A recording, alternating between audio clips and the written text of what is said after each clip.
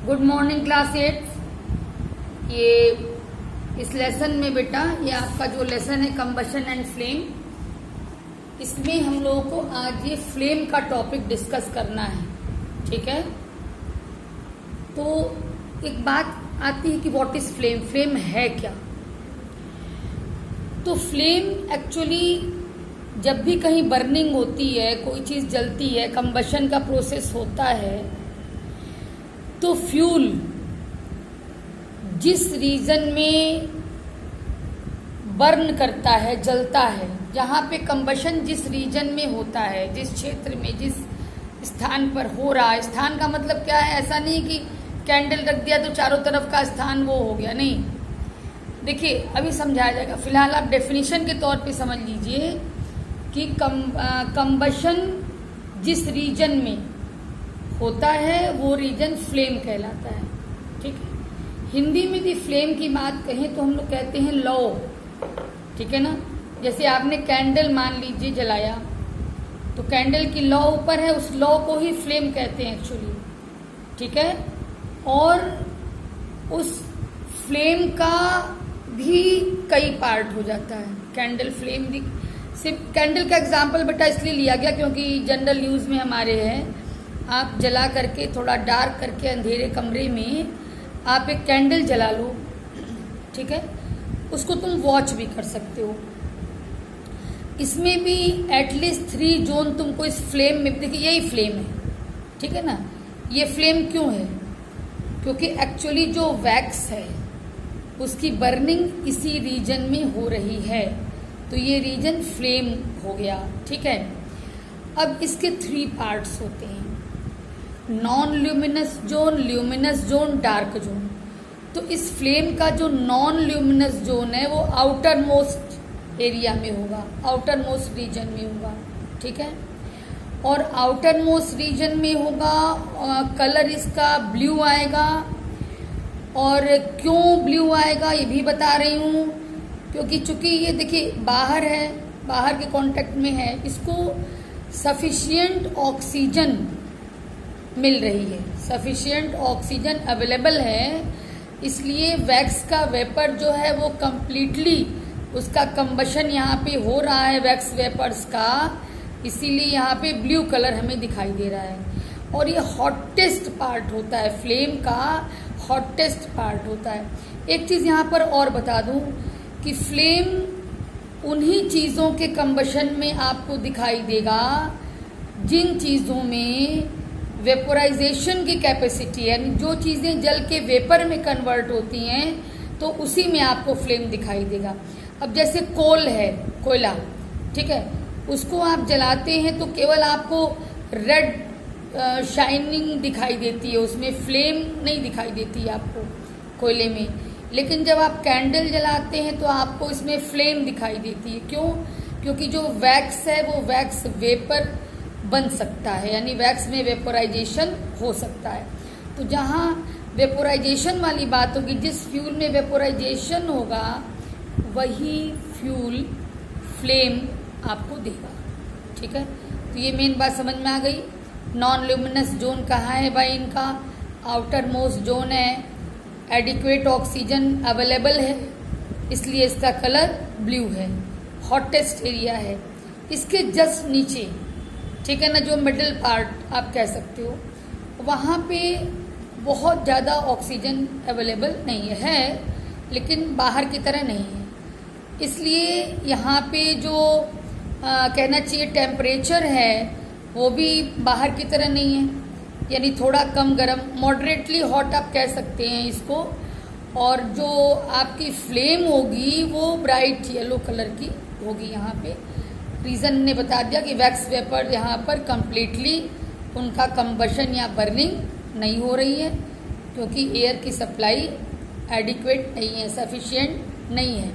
ठीक है, इसके बाद देखिए सबसे अंदर डार्क जोन होता है।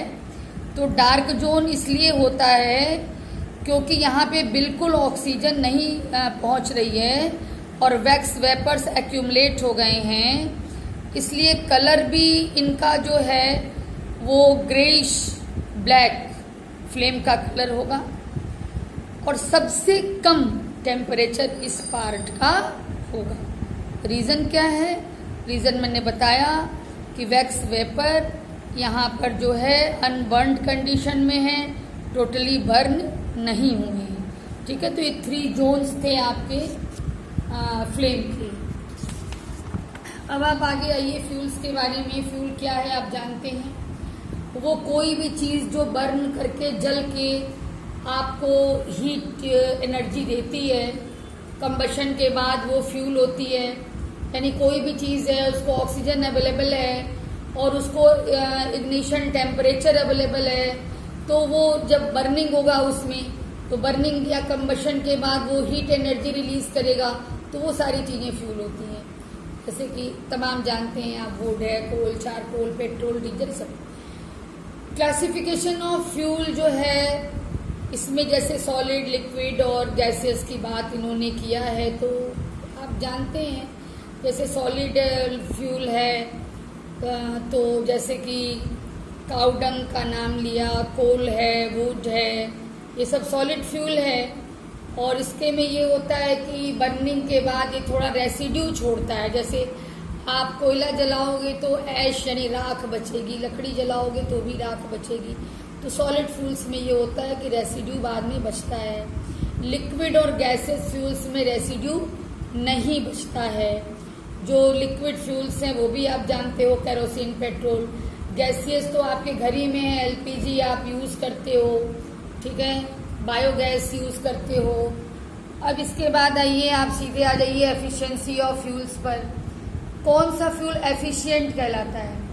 फ्यूल वही एफिशिएंट कहलाएगा या बहुत अच्छा फ्यूल कहलाएगा कि जिसको जलाने पर आपको हीट एनर्जी ज़्यादा मिले। तो यानी हम कह सकते हैं कि जिस फ्यूल की कैलोरीफिक वैल्यू ज़्यादा हो। आप कहोगे कि ये कैलोरीफिक वैल्यू क्या है, तो रिकॉल कर लीजिए, मैं बता देती हूँ कैलोरीफिक वैल्यू क्या है। जब भी कोई भी फ्यूल का 1 kg आप बर्न करो या 1 kg फ्यूल का जब कंबशन होगा, तो जितनी हीट एनर्जी रिलीज होती है, उतनी हीट एनर्जी जो है वो उस फ्यूल की कैलोरीफिक वैल्यू होती है। और उसका मेजरमेंट करने के लिए यूनिट जो हम लोग यूज़ करते हैं वो होता है किलो जूल पर केजी। ठीक है ना। इसके बाद एक कैरेक्टरिस्टिक क्या है आइडियल फ्यूल का, तो कैरेक्टरिस्टिक ये है कि देखिए जो आइडियल फ्यूल है हाई कैलोरीफिक वैल्यू होनी चाहिए। कहने का मतलब कि उसको जलाने पर आपको एनर्जी ज़्यादा, हीट एनर्जी ज़्यादा मिलनी चाहिए। इग्निशन टेम्परेचर भी ऐसा होना चाहिए कि बहुत ज़्यादा ना हो, यदि थोड़ा भी हमने उसको टेम्परेचर दिया तो फिर वो मतलब जलने लगे।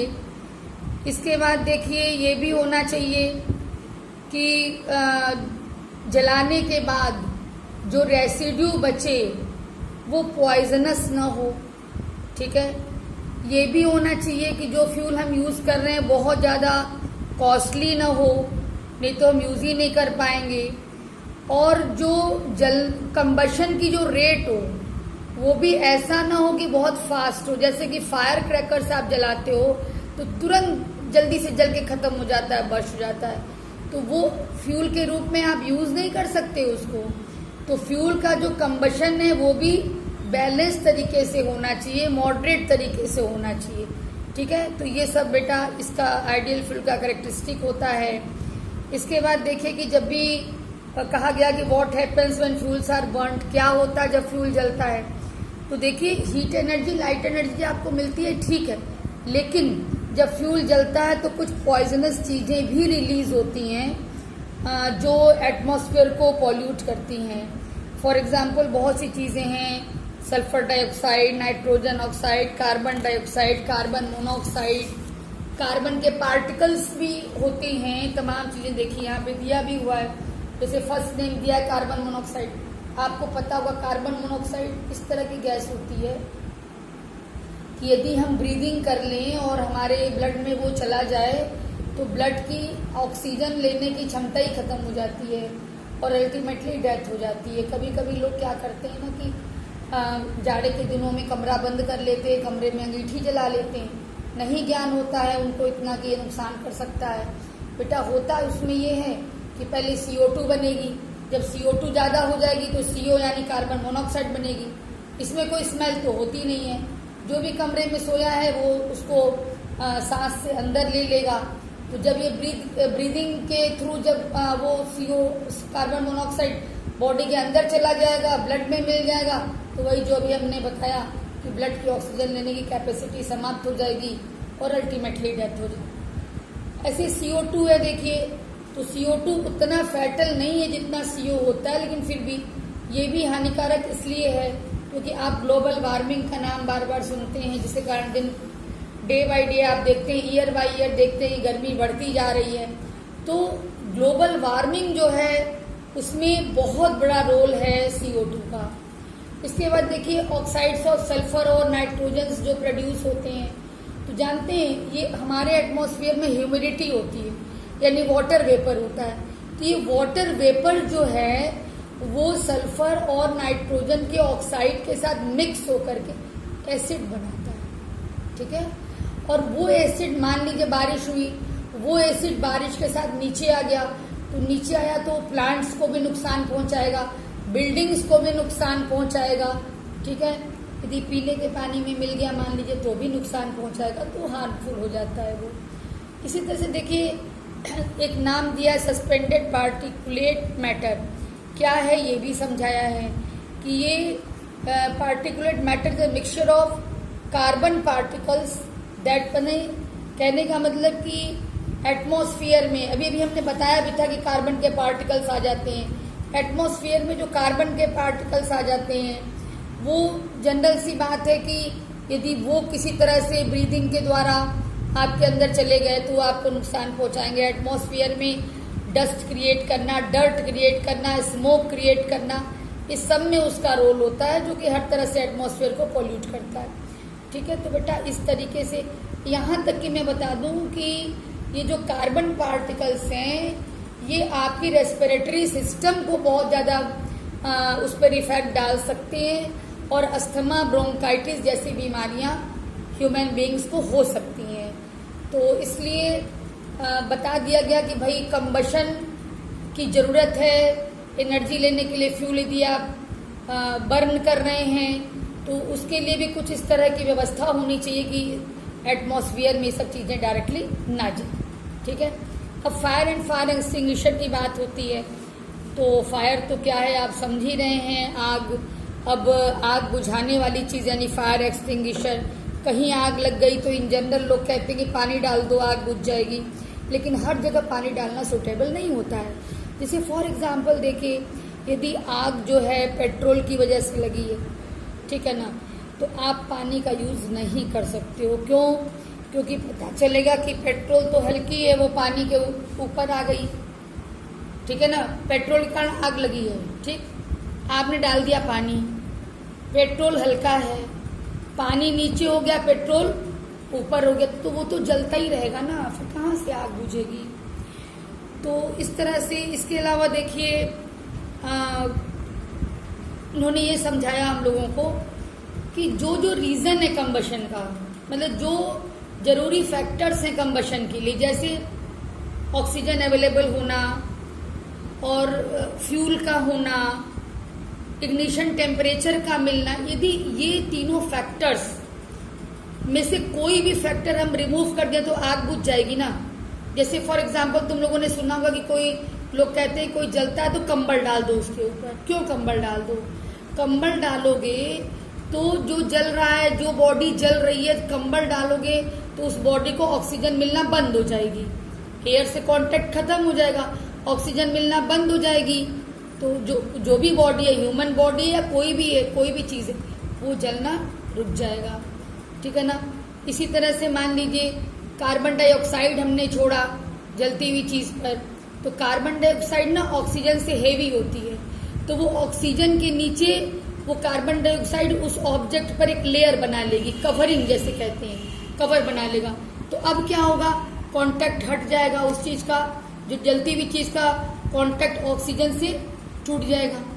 अच्छा, जैसे हमने कहा कि हम लोग पानी डालते, क्यों डालते हैं? पानी इसलिए डालते हैं कि टेम्परेचर लो हो जाएगा।